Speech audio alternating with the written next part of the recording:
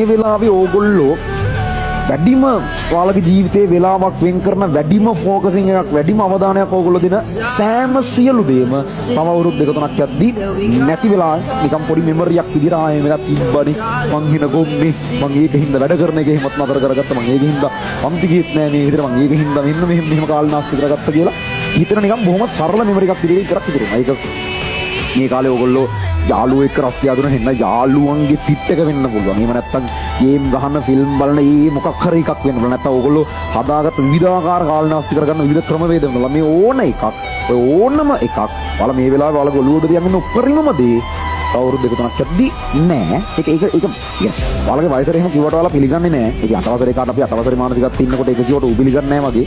ඔයාලගේ මානසිකත්වයට ඔයාලට ඒක කිව්වට ඔයාලා ඒක පිළිගන්නේ නෑ. හැබැයි ඔළුවේ කොනක තියාගන්න ඇත්තටම වෙනවා තියෙනවා. ඊට පස්සේ මතක් කරන් අවුරුදු දෙක තුනකින් ඒක නෑ කියන්නේ. ඒ කිසිම දෙයක් නෑ. ඔයාගේ උපරිම දේවල් නෑ. ඔයාට ඉතුරු වෙන්නේ ඔයා නිර්මාණය කරගත්ත ඔයා ගොඩනගාගත්ත ඔයා කියන මනුස්සයා. ඔයාට ඔයා එකතු කරගත්ත වැලියුස් ටික විතරයි.